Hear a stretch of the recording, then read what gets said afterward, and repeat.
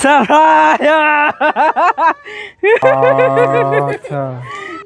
เป็นยังไงดีใจปะใจตื่นเต้นเนาะให้สั่งซื้อดอกไม้ให้น้องลาเนาะเดี๋ยวนี่ไม่ก่อนได้ยินเสียงโอ้เธอปีใกล้มาได้เหมือนบ่วันวาเลนไทน์สุขสันต์วันวาเลนไทน์เด้อน้องโดยเนี่ยแฮงเธอสองซอคนได้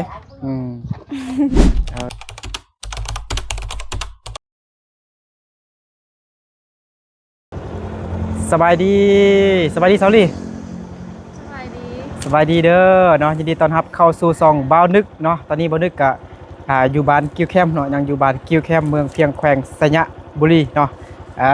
สุขสันต์วันวาเลนไทน์มีผู้ใหญ่ใจดีอยู่ทางฝั่งไทยชื่อว่าไอ้สมศักดิ์แล้วก็ไอ้ไพฝากเงินมาให้สั่งซื้อดอกไม้นำน้องไปเย้งแล้วเอาไปมอบให้น้องล้าเนาะนี่มีซีออนแล้วก็สีแดงเนาะแต่ว่าFC ให้ซื้ออันซีออนเบิดแต่ว่าซีออนมันเบิดพี่น้องเนาะมันเบิดก็เลยเอาอันนี้แทนเนาะก็งามคือกันเนาะสีแดงแล้วก็ซีออนเนาะงามๆพี่น้องเนาะน้องไปยังเฮ็ดงามแฮงพี่น้องเนาะโอเคเดี๋ยวเราจะไปเซอร์ไพรส์น้องลากันไปเนาะน้องลาผู้เดียวได้ซองซอคนพี่น้องเนาะป๊าดเถอะไปเดี๋ยวไป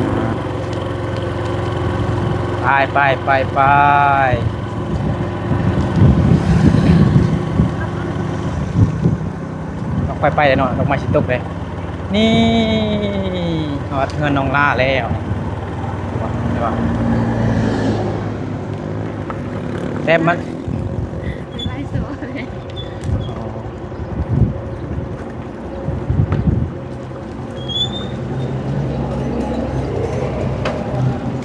น้องล่าอยู่เงินบ่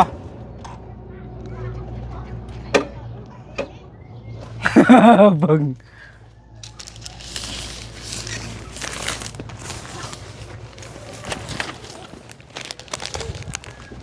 เซอร์ไพรส์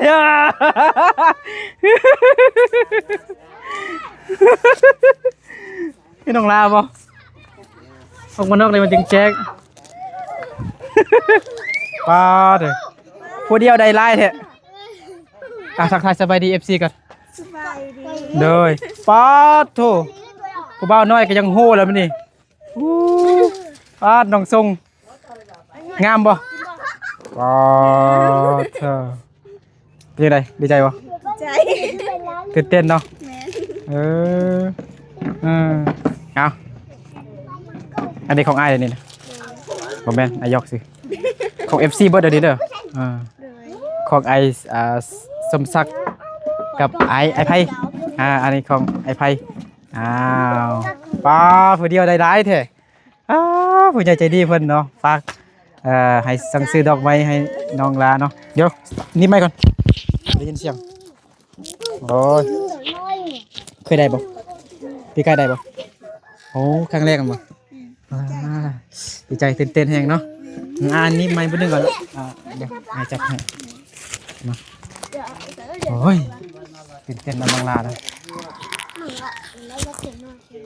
ครั้งแรกในชีวิตเนาะบ่เอาจับซองซอนเลยเธอถ่ายรูปก่อนโอ้บ่ได้นุ่งทรงเหรอวะไปนุ่งทรงกันไปได้เอาน้องไปนุ่งทรงโธ่งามบ่ป้าโธ่บ่ได้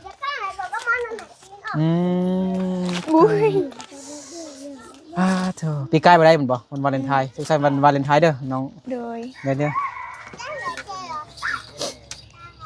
ก็ถูกกดไฟก่อนนี่อันนี้มีไฟบ่มีต้องแม่นตอนแรงทีโดยโอ้เธอแมปต้องแม่นอยู่บันมืดก่อนมันจึงเห็นเนาะบ่เนาะบัดเบานึกคือบ่ได้เนาะวันวาเลนไทน์เนาะสุขสันต์วันวาเลนไทน์น้องละคนงามเนาะเอาให้แม่ซ้อนนึงด้วยปิดมาหันกล้องมาให้ดูว้าผู้สาวน้อยผู้บ่าวน้อยก็ยักได้แล้ววันนี้เอาแต่กินบ่สันเน่งบ้าเถอะวันนี้สิไซนี้ไอ้นึกวะ มันบ่สิใส่นี่ไอ้นึกวะแต่ละเทื่อไอ้นึกมาซื้อให้เนาะบัดนี้ซื้อให้ไอ้นึกกินเนาะน้องเม่งเฮ็ดแซ่บแหละเฮ็ดเองบ่นี่ฮะเฮ็ดเองบ่แสดงว่าเข้าใจเด้อเนี่ย cái vợ là cái oan à แม่นบ่เฮ็ดเองบ่นะตัวไอ้นึกแล้วซื้ออยู่ซะอยู่บุญบ่ bên xài บุญช้างเม่งก็ไปบ่ bay ไปหมดทั้งครอบครัวบ่พ่อแม่น้องลาไปบ่ bay mẹ các bạn đi bay เอาแม่ก็ไปพ่อบ่ไปบ่ พอบ่ พอน้องลาบ่ได้ไปเบิ่งบุญมากรรมบุญช้างเนาะ โดย มีแต่แม่ไปน้องลาแล้วก็เด็กน้อยไปหมดบ่ บ่ไปบางคน บางคนผู้ได้ไปเด้ผู้ได้ไปเบิ่งบุญช้าง nếu tôi phải nếu tôi sai buổi sáng mà cha tè น้องคำน้อยก็ไปไปเบิดนี่เห็นบ่เอ้าปานนี้บ่ได้ไปบ่เป็นหยัง ว่าบ่มีเงินไปหรอกไอไปหรอกจะได้ไปก่อน แม่ก็บ่สบายเด้อเนาะ แม่ เบิ่งอันไอ้บุญยูไลฟ์สดก็ได้ไปเบิ่งสร้างนะไอ้บุญยูไลฟ์สดแต่เช้าฮอดแรงฮอดค่ำ ให้เข้ามาแค่ไหน โอเคเดี๋ยวน้องละให้ฮู้ป่ะ ให้หู โอ้ยพี่น้องเอ้ยเนาะน้องลาได้ซอดอกไม้หลายแฮะหลายแฮงจ้าสองซอพุ่นเด้โอเคเอาไปเมียนก่อนก็ได้มันจะไปถ่ายรูปเนาะ เลย ถ่ายรูปอยู่ไสยะไปใกล้แท้จะเป็นเบิ่งพร้อมทางเงินสดฮะ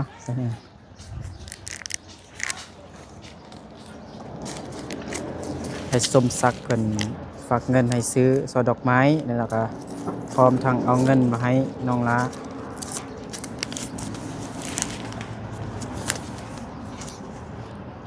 300,000ฮะ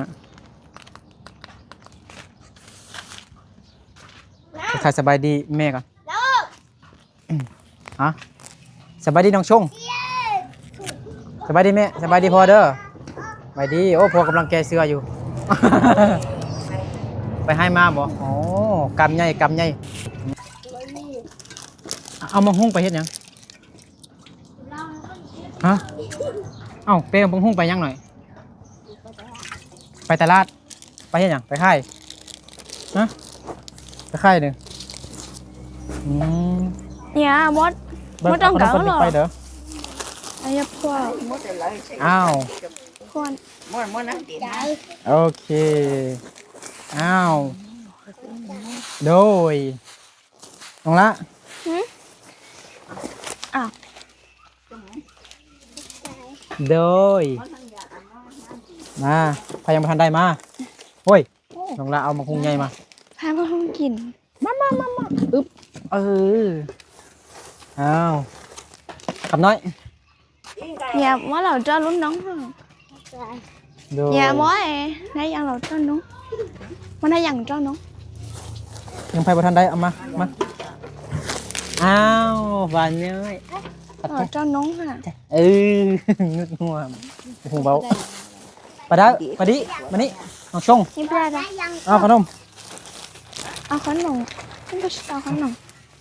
ปะดิปะดาคือมานี่ phải bắt đá เอาใครยังบ่ทันได้เธอมานี่เด้อขนมบ่คือกันเด้อ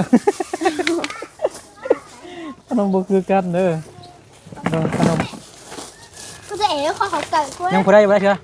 ปะดิมาปะดาเด้อปะดาอนหรอบ่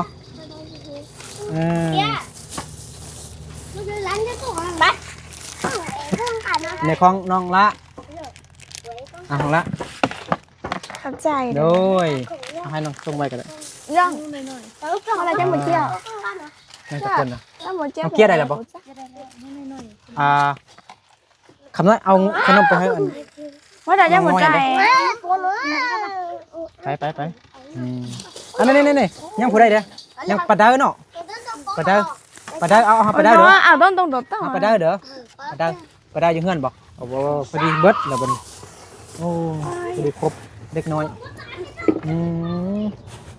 มาเอาเงินก่อน สิซื้อมักฮุ้งนี่นะ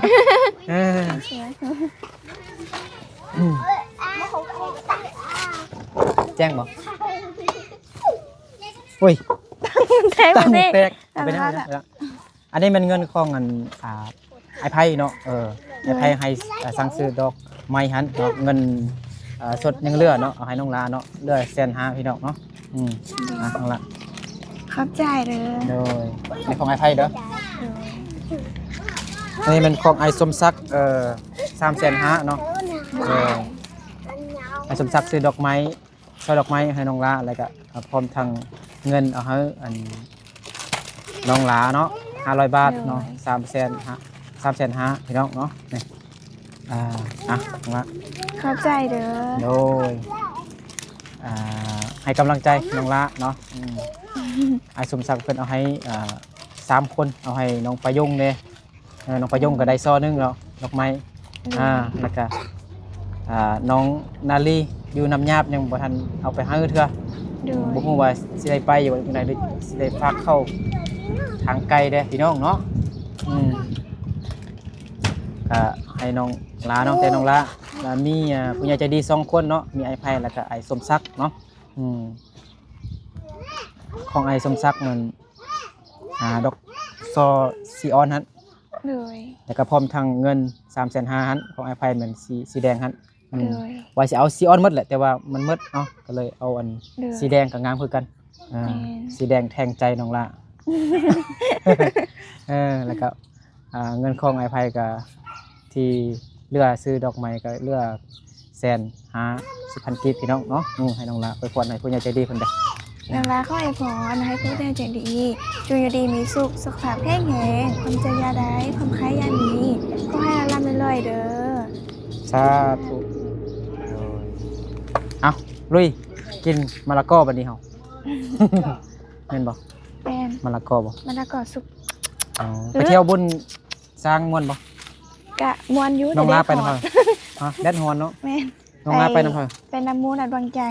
น้องดวงใจบ่ แม่น อืม คือ แจ้งบ่น้องดวงใจยังเนาะ แม่นน้ำดวงใจเนี่ย น้องดวงใจน้อยก็ไปแต่ไปนำน้องประยง แม่น น้องละยิ้มบ่นึงดูยิ้มใส่กับอันมักหุ่งแซ่บบ่ แซ่บ น้องลาซิมก่อนเนาะ งามขนาดนั้น ถ้าน้องลาบ่ซิมเนี่ยไอ้นึกบ่กินนะยันเบื่อ โอ้บ่เบื่อเลย ให้เจ้าของกินก่อน ให้เจ้าของเป็นก่อนเนาะ ยันเบื่อเอาใช่ งามขนาดนั้น อยากให้มันกินง่ายแท้เอาบ่วงมา เอาบ่วงเลยนะ เอาบ่วง โดย แต่ปาดนั้นนี่ก็ เอาบ่วง เอาบ่วงมาตักกินกันมันจึงบ่เปื้อนง่าย อำได้เนาะ บางคน อำได้จุดนั้นเนาะ เอา ปะ แกนไปปลูกบ่ดิเอาแกนไปปลูกบ่เด้ยยังชงรักมังฮุงไอ้นึก โอ้ เอาแกนไปหวานเนาะคือสิแซ่บคักเนาะมังฮุงใหญ่ส่วนน้องลาเลยดีนะ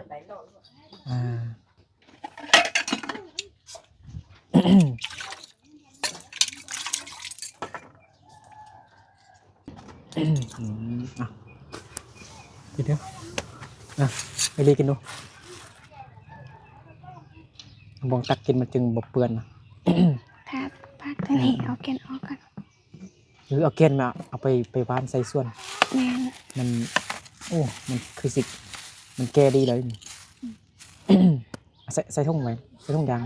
ไม่ต้องทิ่มแกนเอาอันนี้เอาไปวานอยู่ส่วน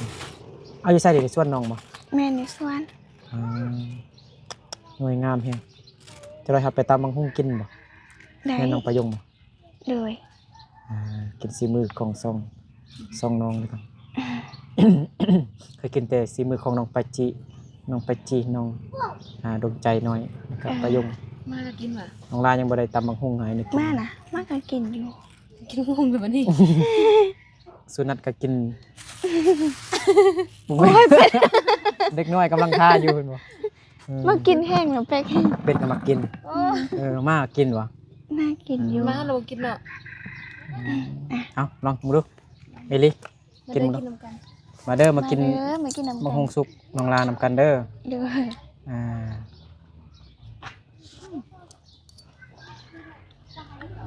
ใช่บ่กินง่ายบ่ ง่าย นั่นเคยบ่ เขาก็มากินกับข้าวเนาะ แม่น เคยบ่เอาบ่วงตักกิน แล้วเราเอาให้มา กินตลอด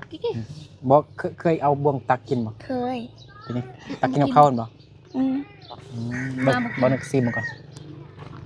อ้าว อืม กำลังแค่พอได้กินเนาะ พอดี ที่ อื เสีย ม พอดีแซ่บกันมันเปื่อยมันสุกแห้งก็มันอันนั้นสุกไล่ก็มันอันนั้นนะมันเร็วๆไว้อันนี้พอดี เดี๋ยวไปขนเจ้าหายลูก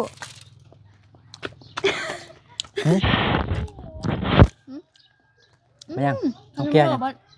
แกฉันน่ะเจะคนหนูอ่ะ ขนมรวมหมดหน่อยอืมอืมแซ่บพี่น้อง แซ่บ ลองเอาให้มากกินดู นี่แหละมากิน เมื่อกี้แล้วตัวนี้ มากินบ่ อืม อืม nó chơi không được ไอ้ต้นตรงสีคนน่ะ โอเค นายคนน่ะมั่งชิ้นน่ะ โอ้บ่กินจิเนาะเก่งแท้ก็ไปนั่งพูดไปแดงไปนั่งพูด เล็กว่ะ บอกว่ามันคนมันแดงๆกับเอิ้นแดงเลยแล้วเนาะ นึกบุกี้น่ะ อิ่มแล้วกินก่อนให้เซาลีกับเซาลากินก่อน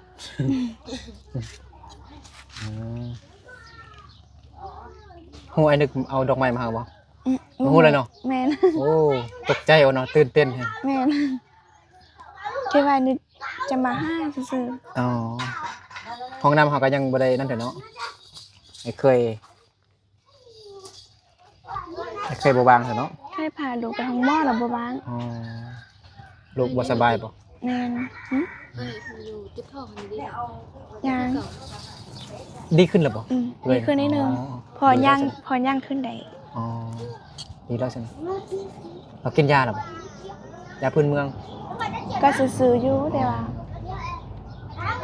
ชิมเมอร์ละติบ่ฮู้เทื่อ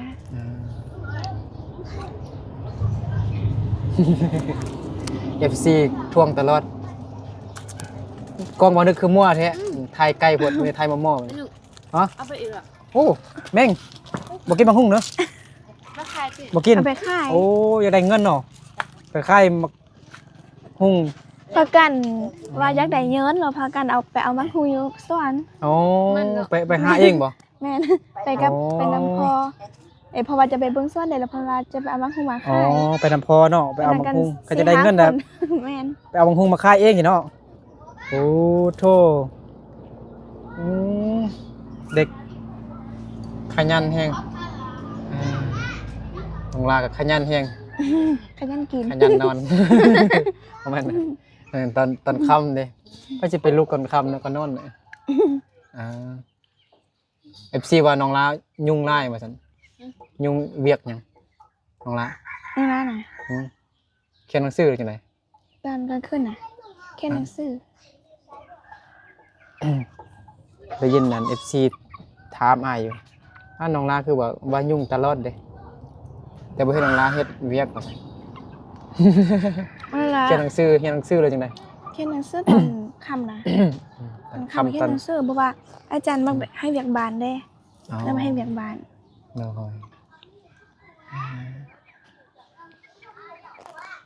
ยเธอๆงามแฮง สิเงิน กินเบิดเด้อกินเบิดอยู่บ่ผู้เดียวน้องละ อิ่มก่อน ฮะ กินแต่ซั่นมีก็ หน่วย อิ่ม เดียว แล้ว กินเบิดอยู่บ่ อืม คันข้าวจาง1ล้านกินเบิดบ่ อืม จาง1ล้านฟื้นกินเนาะ แม่น กินบ่หมดก็ฟื้นกินให้มันหมด แม่นว่าไปไหว้กะ 2ล้านกินทั้งเปลือก ย่างไผ่โหลด ในร้านกินเบิดเลย กินทั้งแกน 2ล้านสิกินทั้งแกนทั้งเปลือกหมดจะกินบ่ กิน กินเนาะเออ กินยาเนาะ ก็ได้เขากิน2เป้าแล้วเนาะแม่น 2ล้านก็ได้เข้า2เป้ากินแล้วเนาะถ้ามีคนจ้างให้กินบางฮุง แม่น 2ล้านกินอยู่ว่าซั่นกินทั้งเปลือกทั้งแกนทั้งอีหยังหมดเลยนะทั้งเนื้อ กินได้อยู่บ่มันบ่คมเนึงแกนมันน่ะเคยกินบ่ บ่ เคยเนาะ พอเย็นกินได้ คันเขาจ้างก็กินอยู่เนาะ แม่น ยังแต่มันเบื่อเนี่ยอุ้ยกินบ่ลงหรอกอ้ายน่ะแกนมันได้ แก่น กินเทื่อละน้อยแท้ได้อยู่กินเทื่อละเม็ดอ่ะนะ แต่เขาจับเวลาสิจังได๋ อุ้ย จับเวลาให้10 นาทีให้กินหมดสิ บ่ได้เงินแล้ว บ่ได้เงินเลยเนาะให้เด็กๆกินกันเป็ดก็มักกินได้เห็นบ่มันบ่ญาติกัน เป็ดมาญาติกันกินเนาะมันคล้ายๆคือนกมันยังวะน้องละระวังเงินเฮียอีกได้ เอาไปเมียน เมียนดีๆได้ เด้อ ซาลีเอากินต่ออยู่นะบ่จักหน่อยจึงกินเนาะ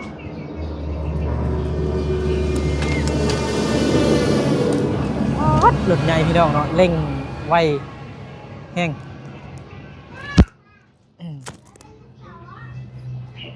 วันนี้ก็ว่าสิมาเอาซอยดอกไม้มามอบให้น้องลาน้องประยุงเนี่ยแต่ว่าน้องลาน้องประยุงไปงานบุญช้างแล้วบ่ทันได้กลับบ้านเนาะน้องลากลับบ้านเมื่อวานนี้จักโมงกลับจากบุญช้างจักโมง 5 โมงไปจะ6 โมงแล้ว อ๋อมืดพอดีมืดค่ำแล้วเนาะ เริ่ม มา มา เอา แล้ว มือวันนี้แต่ว่าทางซ่องไฟทางน้องไปเย่งเนี่ยกับบ่เห็นตอบไอ้นึกทำมาดอกไม้แล้วบ่น้องไปเย่งกับมิตรจิลีแล้ววันนี้ทำน้องละก็ว่าบ่มทันได้มาว่าซั่นอยู่บุญพุ่นแต่กลางคืนก็ม่วนอยู่เด้คืนนี้อาจก็ไปเลย ไปว่ะ แม่น เห็นไทยคลิป ไปเบิ่งผู้เฒ่า เอาไปตอนเด้อคือบ่เห็นสวนน้องละ ฮะบ่ไปน้องไปก่อนแล้วเด้ ไปก่อนเหรอ ไปตามหลัง เ ตอนพอดีน้องกลับหายไป อันหนึ่ง ออ เดี๋ยวนี่จะไปเห็นไม่คนหรอ โอ้เป็ดเนาะ โอ้อยากกันกินเป็นคน น้องลามีโมงงามเลยซื้อเมื่อวานนี่บ่ ตัวนี้แม่เอาให้ เนี่ยมันยังเดินอยู่วะ เล่นอยู่ ก็จักโมงตอนนี้ 12 1 โมง 1 โมงอะไร บ่ฮู้นาที ฮะพอดี1 โมง00พอดีบ่ายโมงพี่น้องเนาะ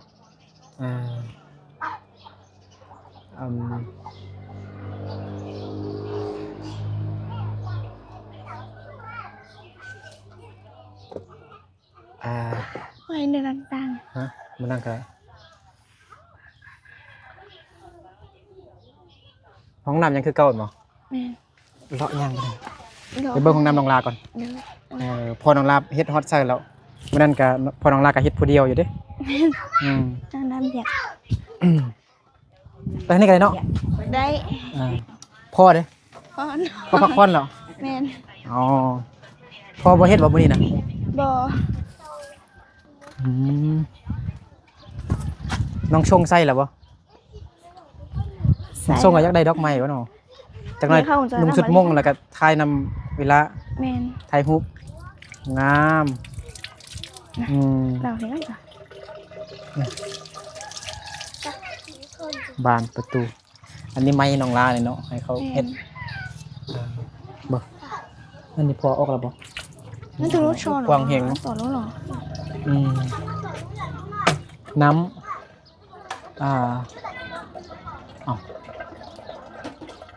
อันนี้พ่อเฮ็ดปะ พอเห็นว่าจะได้ฝนตกมาเหรออยู่ขันยานี่เนาะแล้วมันจะเปียกอยู่นี่ อ๋อมันได้อยู่บ่มันสิไล่ไปทางไหนนี่ไล่คุณบ่ไล่ ไล่มาทางนี้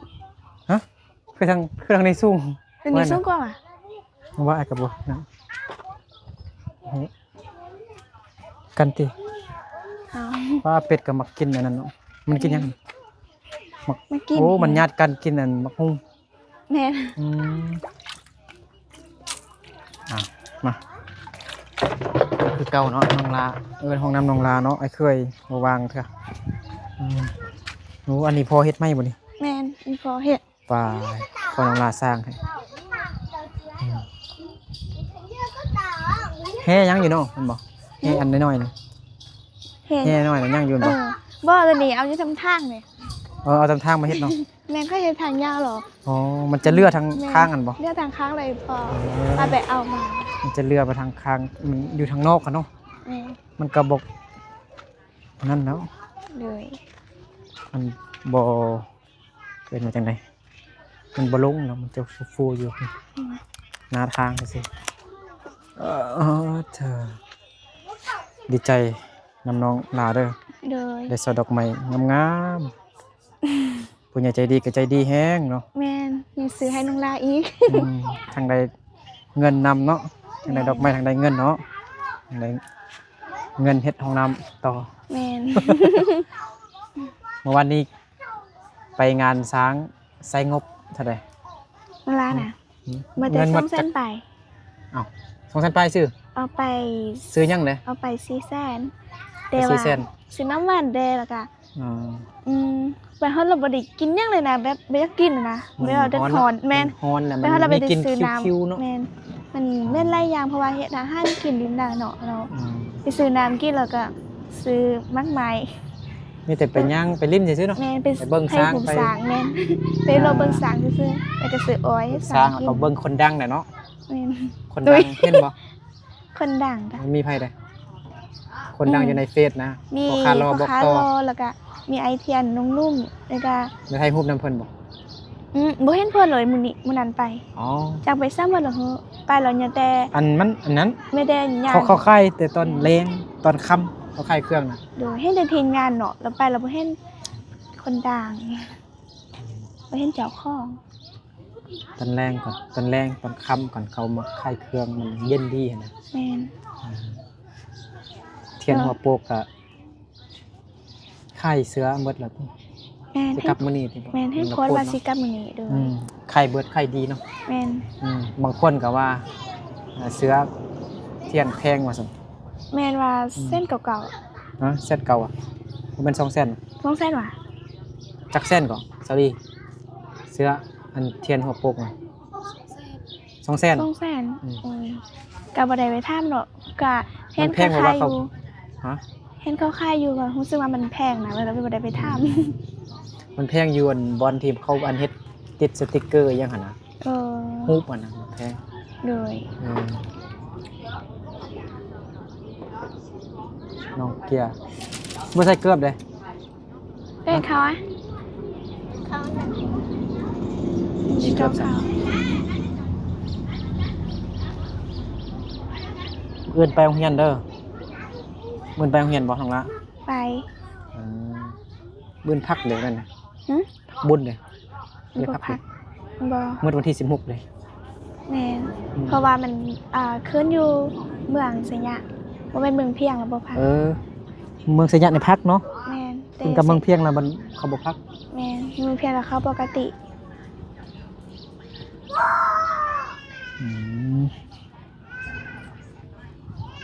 จะน้อยแสดงนั่งนะครับเนาะ หึ แสดงนั่งตลก นั่งตล อก กหักในวันวาเลนไทน์บ่กินข้าวช่วยเถอะบ่บ่ได้กินแท้เฮ็ดหยังกินน่ะ บ่มีหยังกินเราเลยบ่ได้กิน ว่าสิไปซื้อเครื่องมากินเนี่ยซื้อมีนี่มันตุ่มแต่บ่ได้ไปเดี๋ยวพอดีไอมาเด้ เอาเจ้านายจะว่าสิไปตำบังหุ่งเหรอ โดย ตำบังหุ่งอยู่เพิ่นหัวปลายง โดย เล่นฮ้อนจังซี่กินตำบังหุ่งตำมีตำแบบมันจึงอันนั้นนะเหมาะนะมันเล่นฮ้อนนะกินตำบังหุ่งแซ่บกินมักส้มนี่แซ่บเนาะ แม่น อยู่บ้านเฮามีมักรอดบ่ มันรอด รอดนะฮู้มักรอดบ่ นี่ด่า ซาลีฮู้บ่มักรอดนะ รอด อืม รอดตัวน้อยๆนี่ สีแดงๆอะนะมักรอดอันมันดิบตัวมันดิบมันก็มันเขียวๆนะ มันเขียวๆมีบ่ อ่า เป็นมักรอดภาษามงว่าจังได สียุ่มี ซื้อเหย้าแท้ แม่ก็จียุญี นูมี นูมี สียุ่มี จี ยู ยู มี มี เขาอื่นนั่นน่ะ อ่ะยูมีเห็นบ่ แม่น จียูมีแปลว่ามักรอดเนาะมักรอดเดียวเนาะอืม นี่ก็ บ่มีบ่ มีแม่น อยู่บ้านเฮามีบ่ อืม หึ บ่เห็นเพิ่นมีนะอยู่นี่ บ่เห็นเฮามีบ่ แต่นั้นเห็นลงไปเยงเขามีอยู่แต่ว่าจักยังมีอยู่บ่ มีแต่มักเฟืองติเงินน้องไปเย็นน่ะ อืม มีแต่มักเฟืองหั่นนะฮู้มักเฟืองบ่ อืม อ่าอ่าอาปุ้งแน่อาปุ้งก็มาแล้ว แม่นให้มามื้อเช้านี่ อืมอาปุ้งนี่อกหักเหรอ อกหักบ่ได้เงินว่าซั่นไปหามือได้เงินแต่150,000ว่าซั่นไปขุดขิงเก็บขิงซอยพ่อไปรับจ้างอืมอยากไปไสยะแด้ว่าซั่น บ่ได้ไปเนาะถ้าอยู่ก็ได้ไปนำไปยงแล้ว อยากไปไสยะมีเงินแล้วว่าซั่น มีเท่าใด150,000 ไอ้ ซื้อ ให้ ขนม พา ไหม หนูไปยงมาแม่นบ่ แม่น เออ เอาซอดอกไม้ไปให้น้องไปยง โดย มา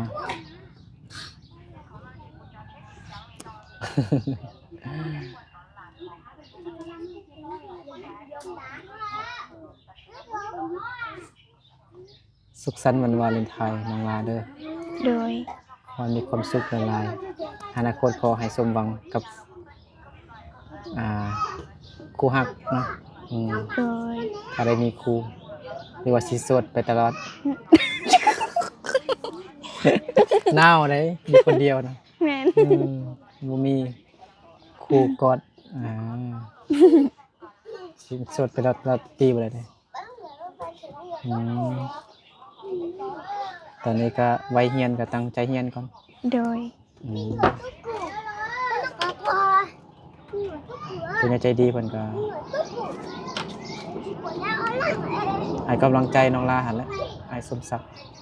โดย สมศักดิ์นี่ซื้อให้น้องประโยงแด่น้องลาแด่น้องนาลีแด่ โดย โอเคเดี๋ยวเราไปกินตำบักหุ่งงานน้องประโยงก่อนเนาะ โดย โอเคขอบใจขอบคุณผู้ใหญ่ใจดีหลายๆเด้อเนาะขอให้เพิ่นจงอยู่ดีมีแรงสุขภาพแข็งแรงความเจ็บอย่าใดความไข้อย่าให้มีปรารถนาสิ่งใดขอให้ได้สิ่งนั้นเนาะสิได้ไข้มานให้ร่ำให้รวยเด้อสาธุเจอกันในคลิปต่อไปพี่น้องเนาะบ๊ายบาย